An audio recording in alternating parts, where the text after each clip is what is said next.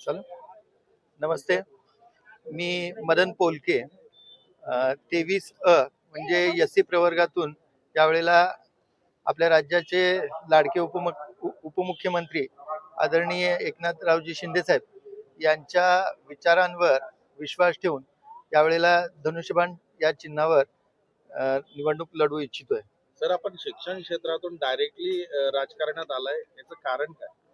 मी गेले 25 वर्ष मी शिक्षक म्हणून काम करतोय आणि शाळेमध्ये निश्चितच एक उत्कृष्ट काम केलंय. गेली 2 वर्ष झाले मुख्यमंत्री माझी शाळा सुंदर शाळा हे अभियान राज्यभर राबवलेलं आहे आणि त्या अभियानामध्ये माझी शाळा सलग 2 वर्ष झालं प्रथम क्रमांकाची आहे तालुक्यामध्ये आणि 3 लाखाचं बक्षीस आहे.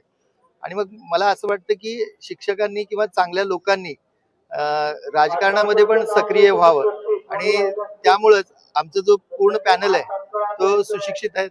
माझ्याबरोबर जे प्रकाश राठोड सर आहेत ते ठाण्याला उपायुक्त म्हणून कार्यरत होते. त्यांना पण समाजसेवेची आवड आहे. आपण या समाजामध्ये लहानाचं मोठं झालेलो आहे आणि आपण काहीतरी समाजात देणं लागतो या उद्देशाने ते राजकारणात सक्रिय झालेत. त्याचबरोबर बिराजदार ताई आहेत, त्या पण सातत्याने महिला वर्गांचे जे काही प्रश्न आहेत ते सोडवण्यासाठी सातत्याने प्रयत्न करतात. महिला बचत गट असू द्या या माध्यमातून महिलांना मदत करतात. आमच्या गायकवाड ताई आहेत, त्या पण शिक्षिका आहेत, त्या पण सुशिक्षित आहेत. आणि मग हे सगळे सुशिक्षित लोक एकत्र आले तर निश्चित समाजामध्ये काहीतरी चांगलं घडेल, परिवर्तन होईल या उद्देशाने आम्ही सर्व उमेदवार एकत्र आलेलो आहे आणि जनता निश्चित आम्हाला पाठीशी उभी राहील अशी आशा आहे. येत्या 5 वर्षांमध्ये जर का विकास कामं जर का नाही म्हणजे पूर्ण नाही झाले तर याची जबाबदारी तुम्ही स्वतः घेणार का युती म्हणून दुसऱ्यांवर ढकलणार? नाही नाही, निश्चितपणे त्यासाठी आम्ही जबाबदार असू.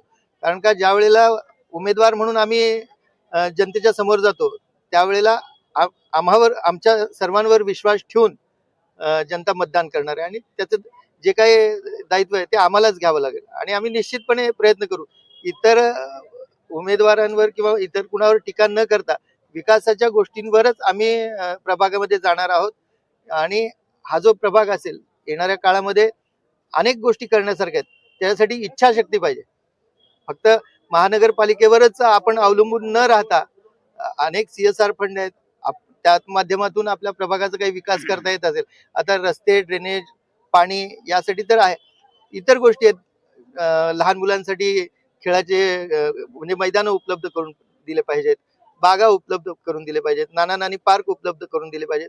आणि मग त्यासाठी आपण सर्व प्रभागातील लोकांना काही दानशूर लोक असतात त्यांना मदतीला घेऊन आपल्याला जे काही करता येईल त्यासाठी निश्चित आम्ही प्रयत्नशील राहू. सर, या